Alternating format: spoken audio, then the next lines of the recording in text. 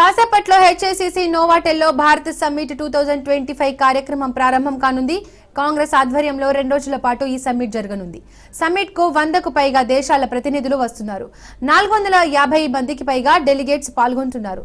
Summit కు కాంగ్రెస్ అగ్రనేత Rahul Gandhi, AICC అధ్యక్షుడు ఖర్గే, ఎంపీ ప్రియాంక గాంధీ, కేసీ వేణుగోపాల్, ఇతర రాజకీయ నేతలు హాజరు కానున్నారు.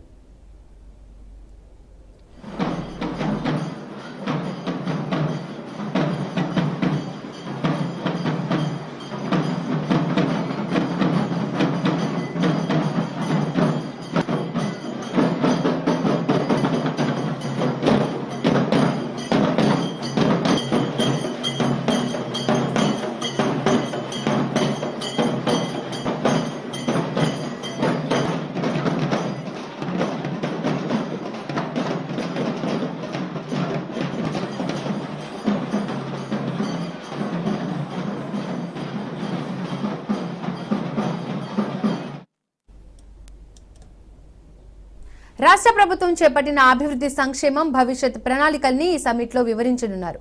అయితే ఈ సమ్మిట్ ను సర్కార్ ప్రతిష్టాత్మకంగా తీసుకుంది. ప్రపంచ శాంతి, అహింస, న్యాయం, పెట్టుబడులే లక్ష్యంగా భారత సమ్మిట్ నిర్వహణ కొనసాగనుంది. Economic justice, political justice, social justice, gender justice, youth justice, ecological justice, peace justice పేరుతో కార్యక్రమాలు నిర్వహిస్తోంది.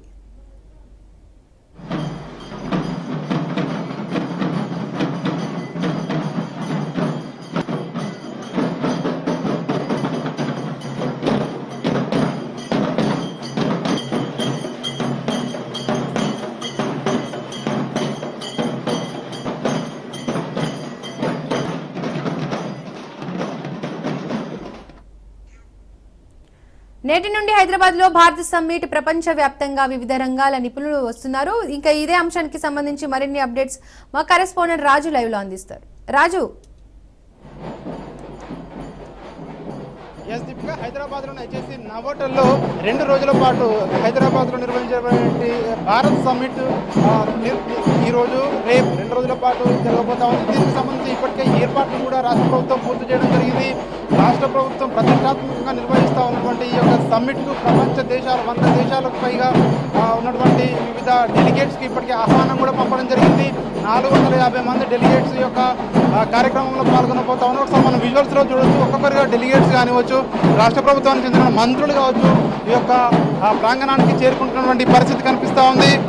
ముఖ్యంగా తెలంగాణ ప్రభుత్వం, అదేవిధంగా భారత్ సంబంధించినటువంటి ఈ యొక్క సమావేశాన్ని నిర్వహించా ఉన్నారు. న్యాయం అన్ని వర్గాలకు దక్కాలన్న ఏదైతే ఉన్నారో రాహుల్ గాంధీకి సంబంధించినటువంటి మూల సూత్రం ఉందో దాన్ని ఆసరాగా చేసుకుని ఈ యొక్క కార్యక్రమం నిర్వహిస్తున్నామని చెప్పేసి కూడా రాష్ట్ర ప్రభుత్వం చెప్తా ఉంది. కాంగ్రెస్ పార్టీ మూల సిద్ధాంతాలైనటువంటి సత్యం, అహింస, శాంతి ఏవైతే ఉన్నాయో వాటన్నిటినీ కూడా ప్రపంచ దేశాలకు మరోసారి చాటి చెప్పే విధంగా కూడా ఈ యొక్క కార్యక్రమం ఉపయోగపడుతుందని చెప్పేసి కూడా రాష్ట్ర ప్రభుత్వం చెప్తా ఉంది. ఇప్పటికే దీనికి సంబంధించి ప్రపంచ దేశాల నుంచి డెలిగేట్స్ కూడా ఈ యొక్క సమావేశానికి రావడం జరిగింది.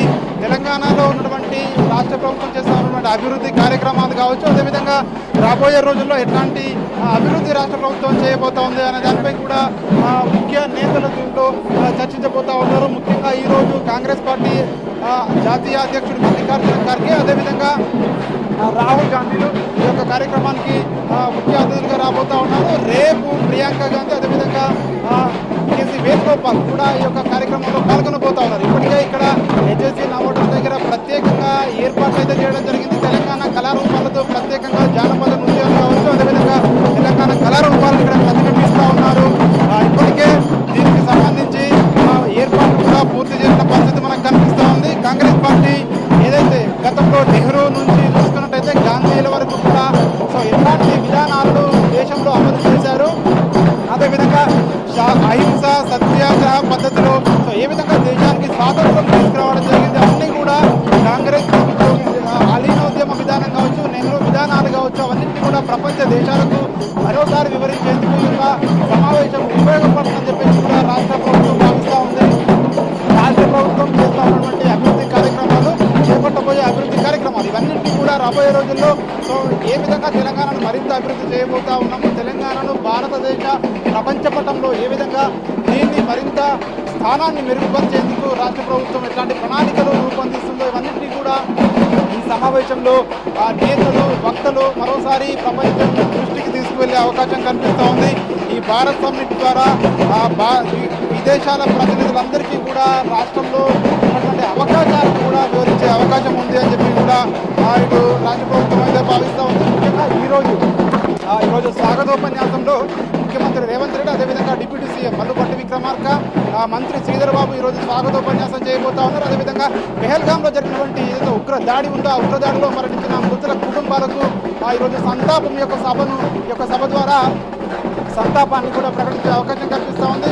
అనంతరం రేపు ముగింపు ఉపన్యాసం ఏదైతే ఉందో ఆ ఉపన్యాసానికి సంబంధించి ముఖ్య అతిథులుగా కాంగ్రెస్ అగ్రనేతలు ప్రియాంక గాంధీ, అదేవిధంగా కేసీ వేణుగోపాల్ హాజరవుతారని చెప్పి ఇప్పటికే ఇక్కడ అధికారులు చెప్తున్న పరిస్థితి కనిపిస్తూ ఉంది.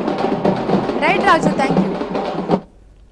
హైదరాబాద్ బోడుపల్లో రాజ్ న్యూస్ ఇంపాక్ట్ కనిపించింది. ఆర్ఎన్ఎస్ కాలనీలో విజన్ కాలేజ్ రోడ్డు ఆక్రమణలపై రాజ్ న్యూస్ కథనాలు ప్రసారం చేసింది. రోడ్డు ఆక్రమించి అక్రమంగా బిల్డింగ్ నిర్మాణం చేపట్టినట్లు వరుస కథనాలు ప్రసారం చేసింది. ఇక రాజ్ న్యూస్ కథనాలకు అధికారులు స్పందించారు. అక్రమ నిర్మాణాలపై దృష్టి సారించిన బోడుపల్ మున్సిపల్ టౌన్ ప్లానింగ్ అధికారులు రంగంలోకి దిగారు. అక్రమ నిర్మాణాలను కూల్చేశారు. ఇంకోసారి అక్రమ నిర్మాణాలు చేపడితే ఊరుకోబోమని హెచ్చరించారు. ఇక అక్రమ నిర్మాణాలపై కథనాలు ప్రసారం చేసిన రాజ్ న్యూస్ కి స్థానికులు ధన్యవాదాలు తెలిపారు.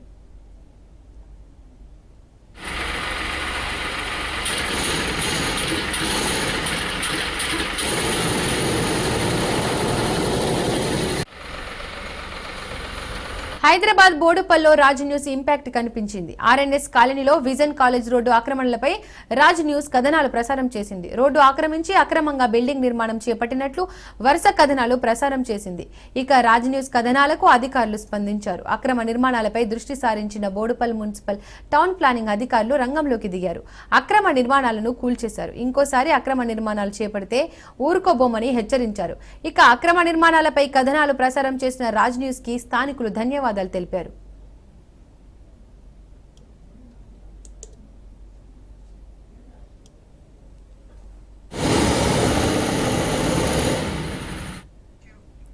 హైదరాబాద్ బోడుపల్లో రాజ్ న్యూస్ ఇంపాక్ట్ కనిపించింది. ఆర్ఎన్ఎస్ కాలనీలో విజన్ కాలేజ్ రోడ్డు ఆక్రమణలపై రాజ్ న్యూస్ కథనాలు ప్రసారం చేసింది. ఇక ఈ అంశానికి సంబంధించి మరిన్ని అప్డేట్స్ మా కరెస్పాండెంట్ రత్నకుమార్ ఫోన్ ద్వారా అందిస్తారు. రత్నకుమార్. దీపిక, బోడుపల్ మున్సిపల్ కార్పొరేషన్ పరిధిలోని ఆర్ఎన్ఎస్ కాలనీలో విజన్ కాలేజ్ కు సంబంధించి ఆ కాలేజ్ నిర్మాణంలో రోడ్డును ఆక్రమించి కన్స్ట్రక్షన్ జరుగుతున్నటువంటి విషయం గత కొద్ది రోజులుగా ఈ అంశానికి సంబంధించి అటు రాజ్ న్యూస్ లో వరుసగా కథనాలు అనేవి టెలికాస్ట్ అవుతున్నటువంటి నేపథ్యంలోనే మొత్తానికి అధికార యంత్రాంగం అప్రమత్తమైంది. ఇమ్మీడియట్ గా యొక్క సమాచారంతో ఈ కథనాలు వరుసగా ప్రచారితమైన తర్వాత ఈ ఎఫెక్ట్ తోనే బోడుపల్ మున్సిపల్ టౌన్ ప్లానింగ్ అధికారులు అప్రమత్తమై ఇవాళ విజన్ కాలేజ్ కు సంబంధించినటువంటి అక్రమ నిర్మాణాలన్నింటినీ కూడా కూల్చివేయడం జరిగింది. ఎందుకంటే ఎక్స్టెన్షన్ లో భాగంగా విజన్ కాలేజ్ కు సంబంధించి ఇక్కడ ఏవైతే నిర్మాణాలు చేస్తూ ఉన్నారో నిర్మాణాలను రోడ్డును ఆక్రమించి ఇతర వాహనదారుల రాకపోకలకు సంబంధించి కావచ్చు, చుట్టుపక్కల ఉన్నటువంటి వాళ్ళందరికీ ఇబ్బందికరంగా ఈ కన్స్ట్రక్షన్ యొక్క నిర్మాణం అనేది కొంత ఎక్స్టెన్షన్ గా ముందు ఎలివేషన్స్ కు సంబంధించి కావచ్చు ఇదంతా జరుగుతున్నటువంటి ఉద్దేశంతోనే దీన్ని అధికారులకు దృష్టికి తీసుకెళ్లే ప్రయత్నంలో భాగంగా కూడా రాజ్ న్యూస్ లో కథనాలు ప్రచురితమయ్యాయి. ఈ విషయం అదే టౌన్ ప్లానింగ్ అధికారులు తెలియజేయడంతో బోడుపల్లకు సంబంధించినటువంటి టౌన్ ప్లానింగ్ అధికారులు అప్రమత్తమై ఇవాళ కూల్చివేతలు చేయడం జరిగింది. కూల్చివేతలు అనంతరం అక్కడ చుట్టుపక్కల ఉన్నటువంటి ప్రతి ఒక్కళ్ళు కూడా ఈ కథనాలకు సంబంధించి కూడా కొంత అభినందనలు వ్యక్తం చేస్తున్నటువంటి పరిస్థితి ప్రస్తుతం కనిపిస్తోంది. Deepika. Right Ratnakumar, thank you. Warangal జిల్లా ఎల్కతుర్తిలో ఎల్లుండి బీఆర్ఎస్ రజతోత్సవ సభ జరగనుంది. ఇందులో భాగంగా సిద్దిపేట జిల్లా రంగదాంపల్లి నుంచి యువకుల పాదయాత్ర చేపట్టారు. వరంగల్ సభకు పాదయాత్రగా బయలుదేరారు. ఈ పాదయాత్రను మాజీ మంత్రి హరీష్ రావు జెండా ఊపి ప్రారంభించారు.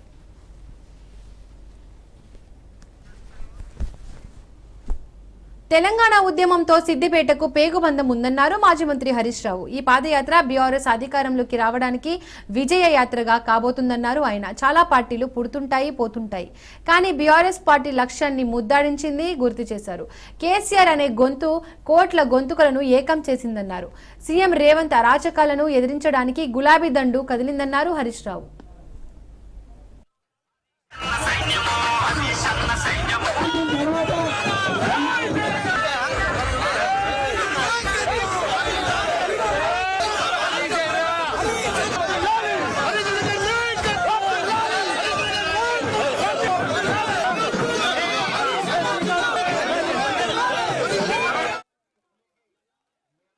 పాదయాత్ర జైత్రయాత్ర కాబోతా ఉంది. ముఖ్యంగా బీఆర్ఎస్ పార్టీ పుట్టినాడు చాలా మంది చాలా రకాలుగా చెప్పారు. ఆ రోజు ఏమన్నారంటే బీఆర్ఎస్ పార్టీ పుట్టినాడు ఇది గాలి బుడుగ లాంటిదని, ఇది పాల పొంగు లాంటిదని, ఇది అమాస గుట్టింది పుణ్యానికి పోతుందని కొంతమంది మాట్లాడినరు. మాట్లాడిన వాళ్ళే ఆగమైనరు, మాట్లాడిన పార్టీలు ఆగమైనవి తప్ప బీఆర్ఎస్ పార్టీ ఆగం కాలేదు అని చెప్పి నేను మనం చేస్తా ఉన్నాం. బీఆర్ఎస్ పార్టీ దేశంలో అనేక రాజకీయ పార్టీలు పుట్టినాయి, చాలా పార్టీలు పుడుతుంటాయి పోతుంటాయి. కానీ బీఆర్ఎస్ పార్టీ ఇవాళ లక్ష్యాన్ని ముద్దాడింది. తెలంగాణ రాష్ట్రాన్ని సాధించినటువంటి పార్టీ ఇవాళ బీఆర్ఎస్ పార్టీ అని చెప్పి మనం చేస్తా ఉన్నాం. చాలా పార్టీలు కూడా గమ్యాన్ని చేరుకోవు. కానీ కేసీఆర్ గారి నాయకత్వంలో అంబేద్కర్ బాటలో గాంధీజీ బాటలో నడిచినాం. ఇవాళ తెలంగాణ రాష్ట్రాన్ని సాధించినాం. అంబేద్కర్ గారు ఏం చెప్పారు? బోధించు, సమీకరించు, పోరాడు అని డాక్టర్ బాబాసాహెబ్ అంబేద్కర్ గారు చెప్పారు. అదే పద్ధతిలో మన కేసీఆర్ గారు, ప్రొఫెసర్ జయశంకర్ గారు ప్రజలందరికీ కూడా ఎందుకు తెలంగాణ కావాలో బోధించారు. ప్రజలందరినీ సమీకరించారు. సమైక్యవాదుల మీద ఢిల్లీ గడ్డ మీద పోరాడినరు. తెలంగాణ రాష్ట్రాన్ని సాధించింది బీఆర్ఎస్ పార్టీ అని మనం చేస్తా ఉన్నాం. ఢిల్లీకి మన పాదయాత్ర జైత్రయాత్ర కాబోతాం. పెహల్గాం ఘటన దేశం మొత్తాన్ని దిగ్భ్రాంతికి గురిచేసిందన్నారు AP deputy CM Pawan Kalyan. దేశ ప్రజలంతా ఉగ్రవాదంపై గళం విప్పాల్సిన సమయం వచ్చిందన్నారు. ఉగ్రవాదం ఎక్కడ ఉన్నా కూకటి వేళ్లతో పెకిలించాల్సిన సమయం ఆసన్నమైందన్నారు. కాశ్మీర్లో పరిస్థితులు చక్కబడుతున్న సమయంలో కావాలని కొన్ని మతవాద సంస్థలు అల్లకల్లోలం సృష్టించడానికి రక్తపాతం సృష్టిస్తున్నాయని అన్నారు పవన్. విశాఖలోని ఆసుపత్రి మార్చురీలో ఉన్న చంద్రమౌళి భౌతిక కాయానికి పవన్ నివాళి అర్పించారు.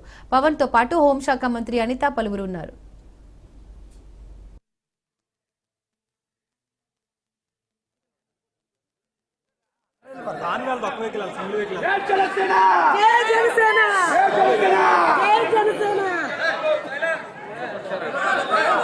సంపత్తి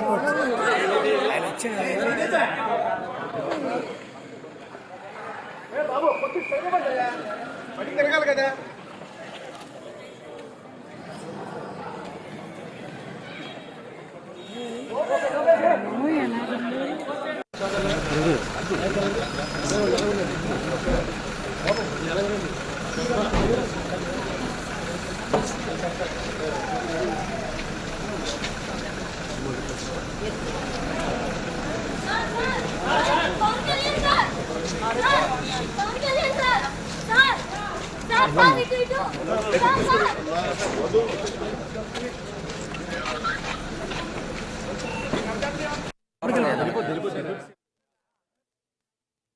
పోయిన నష్టం, పోయిన ప్రాణాలు తిరిగి రావు. కానీ భవిష్యత్తులో ఇలాంటి దాడులు జరగకుండా ఇలాంటి సంఘటనలు పునరావృతం కాకుండా మటుకు కేంద్ర ప్రభుత్వం చాలా బలమైన చర్యలు తీసుకుంటుందని నేను గాఢంగా విశ్వసిస్తున్నాను. ఎందుకంటే ఇది మీరు స్టేట్ కంట్రోల్లోకి వెళ్ళినంత కాలం కాశ్మీర్లో ఇలాంటి సంఘటనలు జరగదు. స్టేట్ కంట్రోల్ ఎలక్షన్ జరగగానే అడుగుతుంటే ఎందుకు ఆ పర్టికులర్ ఏరియాలో ఎవరు లేరంటే అది స్టేట్ కంట్రోల్ కింద వస్తున్నది వాళ్ళు చెప్పారని, లోకల్స్ చెప్పారని చెప్పి బాధితులు చెప్తా ఉన్నారు, బాధితుల కుటుంబాలు. ఇవన్నీ ప్రత్యేకంగా వాళ్ళు చెప్పిన మాట చెప్తున్నారు. ఇది కొంచెం క్రాస్ చెక్ చేసుకోండి మీరు కూడా. కానీ చాలా చాలా చాలా బాధ అనిపించింది అది. ఎందుకంటే కొన్నిసార్లు ఇంకా ఇది దేశ సమగ్రతకు సంబంధించిన విషయం, ఇది దేశ భవిష్యత్తుకు సంబంధించిన విషయం. అందుకని ఇంక కూర్చోబెట్టి very targeted Hindus were killed in Kashmir. It's quite painful. చాలా I think somewhere it has to we have to put an end to this in the most constructive way. Pakistan పైన ఈ 5 అంశాల మీద తీసుకున్న చర్యలు ఖచ్చితంగా చాలా అవసరం ఇలాంటి సమయంలో. ఎందుకంటే చాలామంది సెక్యులర్ వాదులు కూడా ఇలాంటి సమయంలో చాలా ఎక్కువ పెద్ద మనసుతో మాట్లాడుతూ ఉంటారు. బోర్డర్లెస్ కంట్రీస్ ఉండాలి, లేదంటే బోర్డర్ ఫ్రీ ఉండాలి అంటే మీరు ఒకటే ఆలోచించుకోండి.